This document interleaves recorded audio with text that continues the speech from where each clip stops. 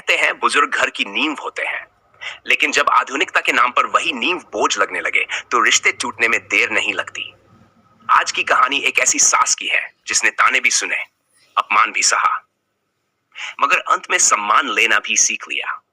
भोपाल शहर में रहने वाली सरला देवी लगभग 60 साल की एक साधारण, संस्कारी और सीधी सादी महिला थी।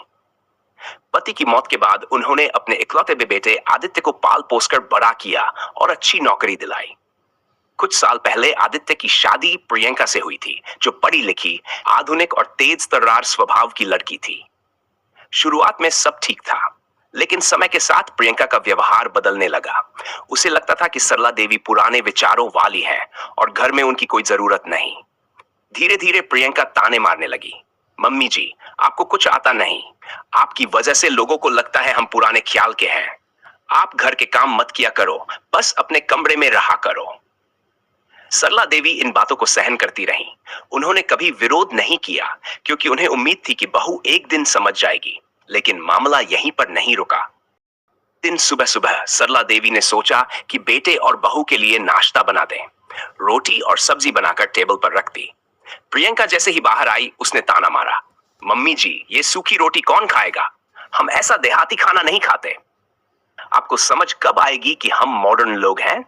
सरला ने धीरे से कहा, बेटा, प्यार से बनाया है, बस खा लो, मैं और बना दूंगी।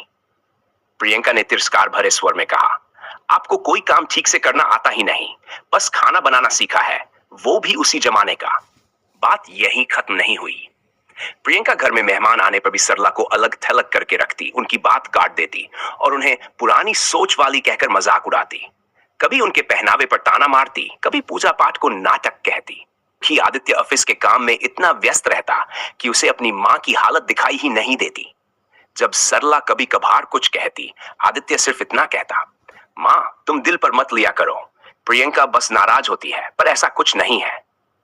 लेकिन असलियत यह थी कि सरला के दिल पर हर बार गहरी चोट पड़ती। एक दिन तो हद ही हो गई। प्रियंका ने अपने कुछ दोस्तों को घर बुलाया। उसने सरला से कहा, मम्मी जी, आप लोगों के सामने मत आना, आपकी पुरानी साड़ी और बोली देखकर लोग हंसेंगे, आप अपने कमरे में ही रहिए। सरला चुपचाप कमरे में जाकर बैठ गई। उनके गले में आंसू अटक गए। उन्हें पहली बार लगा कि वे इस घर में बोझ बन चुकी हैं। रात को उन्होंने धीरे से आदित्य से कहा, बेटा, अगर मेरी वजह से तुम्हें दिक्कत हो तो मैं किसी आश्रम चली जाती हूं। आदित्य ने सुना, लेकिन गुस्सा करने की बजाय बस चुप हो गया। वह अपनी पत्नी से डरता भी था और मां से बहस भी नहीं करना चाहता था। रात बीत गई, लेकिन सरला देवी सो नहीं पाई। सुबह जब वो रसोई में चाय बनाने गई, प्रियंका फोन पर अपनी सहेली से जोर जोर से बात कर रही थी। तुम समझ नहीं सकती रीमा, सास को संभालना मतलब रोज का टेंशन। आदित्य तो कुछ बोलता नहीं, सब मुझ पर ही है। सरला ने अनसुना करने की कोशिश की, लेकिन ये बातें अब तीर की तरह चुभने लगी थीं। उन्होंने चुपचाप 2 कप चाय बनाई, एक अपने लिए, एक बहू के लिए। प्रियंका ने कप उठाते हुए ठंडी आवाज में कहा, चीनी ज्यादा डाली है क्या? सरला कुछ बोलती उससे पहले वो कप टेबल पर रखकर बाहर चली गई। आदित्य ऑफिस जाने को तैयार हो रहा था। सरला ने आकर धीमे से कहा, बेटा, मैं अकेलापन महसूस करती हूँ। आदित्य ने मोबाइल देखते हुए बस इतना कहा, मां, तुम बस छोटी छोटी बातें दिल पर ले लेती हो, मैं शाम को बात करता हूँ। वो बिना मां की आंखों में देखे निकल गया। सरला का दिल एक बार फिर खाली हो गया। उसी शाम प्रियंका ने अपने फैमिली फ्रेंड्स को खाने पर बुलाया। किचन में सब तैयार हो रहा था, तभी उसने अचानक कहा, मम्मी जी, आप खाना लगाने में मत लगना, आपसे थाली पकड़ने तक का ढंग नहीं आता, गेस्ट के सामने कोई ड्रामा नहीं चाहिए। सरला ने बस सिर हिला दिया। मेहमान आए, सब हंस बोल रहे थे। सरला अपने कमरे में ही बैठी थी। डिनर के दौरान प्रियंका अपने दोस्तों से बोली, हमने सास को कह दिया है कि रसोई में मत आना, आजकल घर संभालना हमारा काम है। किसी ने मजाक में कहा, अरे रहने दो यार, पुराने लोग दखल देते ही रहते हैं। सब हंस पड़े। सरला कमरे में बैठी ये सब सुन रही थी और चुपचाप रो रही थी। पड़ोसन ने देखा। सच अगले दिन पड़ोस में रहने वाली शकुंतला जी सरला से मिलने आई। उन्होंने पूछा, बहन, तुम कुछ उदास लग रही हो। पहले तो सरला ने टाल दिया, लेकिन जब शकुंतला जी ने जोर दिया तो उनकी आंखें भर आईं। धीरे से उन्होंने कहा, मेरे होने या न होने में अब किसी को फर्क नहीं पड़ता। शकुंतला जी ने सहानुभूति से पूछा, बहू कुछ कहती है क्या? सरला ने पहली बार अपने दिल का दर्द जुबान पर लाया। उन्होंने सारी बातें साफ साफ बता दी। ताने, अपमान, अलगाव और बेटे की चुप्पी। शकुंतला जी ने गहरी सांस ली और बोली, अगर तुम चुप रही तो ये सब बढ़ता ही जाएगा, कमजोरी मत दिखाओ। सरला बस यही बोली, मैं लड़ाई नहीं चाहती, बस इज्जत चाहती हूं। शकुंतला जी से बात करने के बाद सरला देवी ने सोचा था कि शायद अब दिल हल्का हो जाएगा, लेकिन असलियत इसके बिल्कुल उलट थी। उस रात प्रियंका ने गुस्से में आदित्य से कहा, देखो, तुम्हारी माँ ने पड़ोस में रोना धोना शुरू कर दिया है।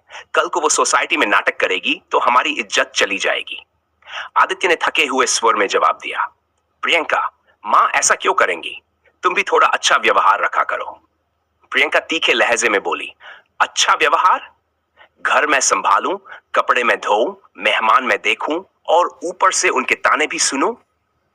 आदित्य फिर चुप हो गया। उस चुप्पी ने धीरे धीरे उसकी मां की आवाज को और कमजोर कर दिया।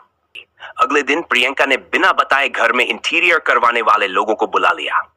ड्राइंग रूम में पेंटिंग और फर्नीचर बदलने की बात हो रही थी। जब सरला देवी ने धीरे से पूछा, बेटा ये सब क्या करवा रही हो? प्रियंका ने तीखा जवाब दिया, मम्मी जी, ये नया जमाना है, पुरानी चीजें बदलनी पड़ती हैं। और हाँ, आपका कमरा अब स्टोर रूम बनेगा, आपको ऊपर वाले कमरे में शिफ्ट होना पड़ेगा। सरला चौंक गई, लेकिन वहां सीढ़ियां चढ़ना मेरे घुटनों के लिए मुश्किल है।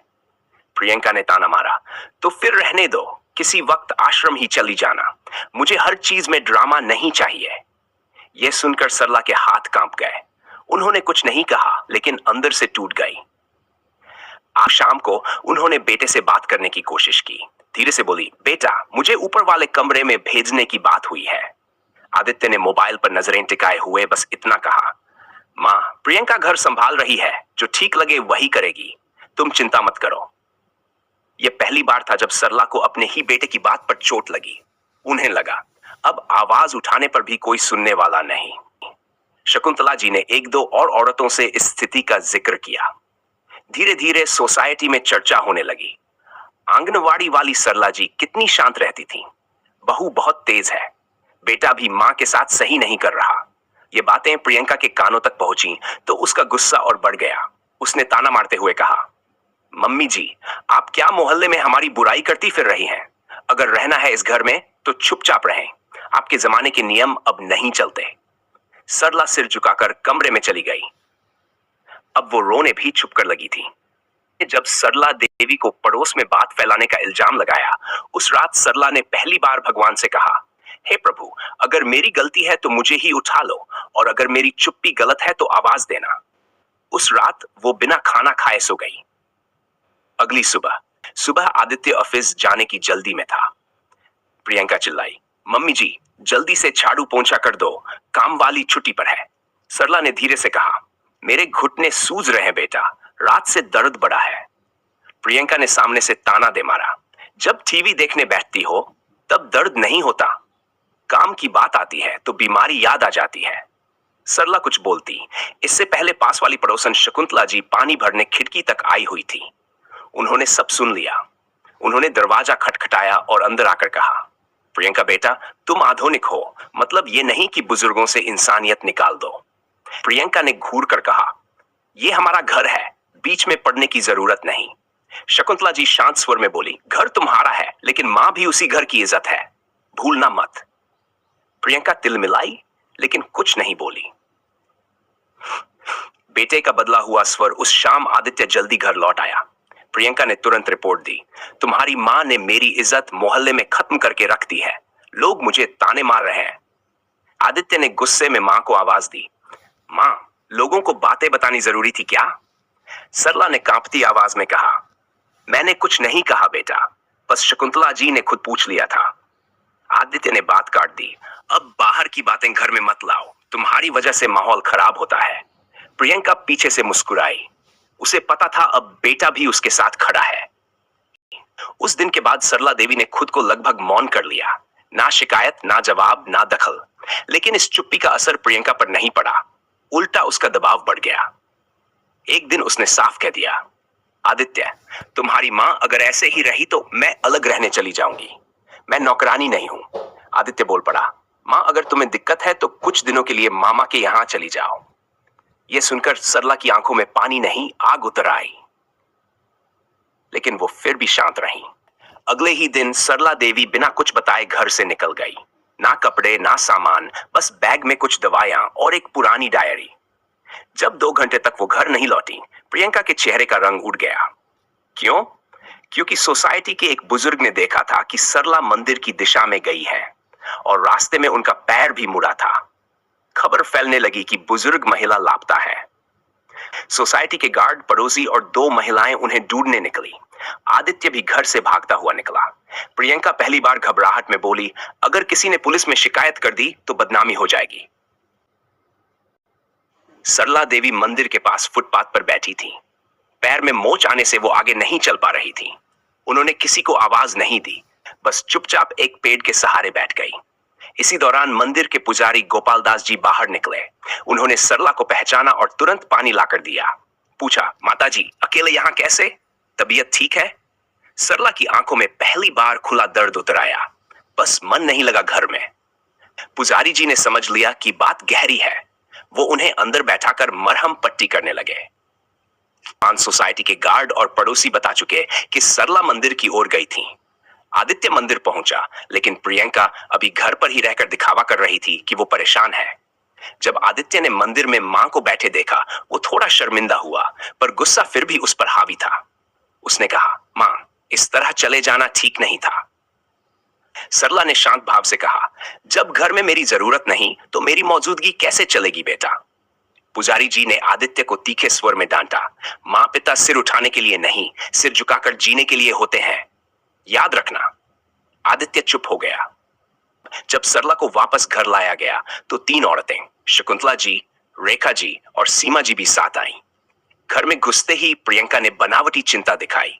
मम्मी जी, आप बता के जाती तो मैं खुद छोड़ आती। तभी शकुंतला जी बीच में बोली, बहू जी, छोड़ना तो दूर, आपने तो इन्हें उठकर पानी तक नहीं पूछा था। आसपास कुछ और महिलाएं भी इकट्ठा हो गई। अब बात छुपाने लायक नहीं रह गई थी। पहली बार सरला ने आवाज उठाई। आदित्य और प्रियंका दोनों सामने खड़े थे। सरला देवी कांपते हुए स्वर में बोली, बेटा, बोझ बनकर नहीं रहना मुझे। तुम्हारी पत्नी को मेरी जरूरत नहीं और तुम्हें मेरी इज्जत की फिक्र नहीं, तो अब मैं इस घर में अपने हिस्से की जगह खुद तय करूंगी। उन्होंने अलमारी से वो फाइल निकाली जिसमें उनके पति की पेंशन और मकान खरीद के कागज थे। धीरे से बोली, ये घर तुम्हारे बापू की कमाई से बना था। अब फैसला मैं करूंगी, रहना किसे है और जाना किसे है। प्रियंका का चेहरा फक पड़ गया। आदित्य नीचे देख रहा था।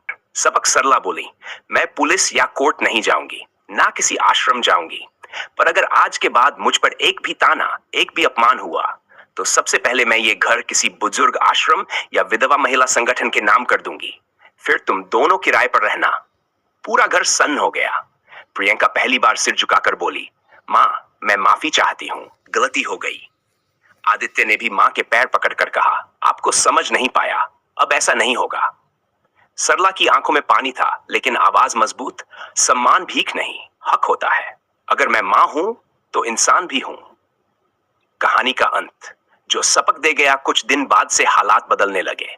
अब प्रियंका ताने नहीं मारती थी, बल्कि साथ बैठकर बात करती थी। ये नीचे वाले कमरे में ही आराम के इंतजाम करवाए। पड़ोसी अब पहले से ज्यादा सरला से मिलने आते और सरला देवी ने डायरी में आखिरी पंक्ति लिखी, चुप्पी अगर सहनशीलता बन जाए तो अत्याचार बढ़ता है, और अगर वही चुप्पी आवाज बन जाए तो अन्याय झुकने पर मजबूर हो जाता है। अगर इस कहानी ने आपके दिल को छुआ हो तो इसे जरूर शेयर कीजिए। कहीं किसी बहू को आईना मिले, किसी बेटे को होश आए और किसी मां को हौसला। अगली कहानी में फिर मिलेंगे एक और सच्चाई के साथ। धन्यवाद।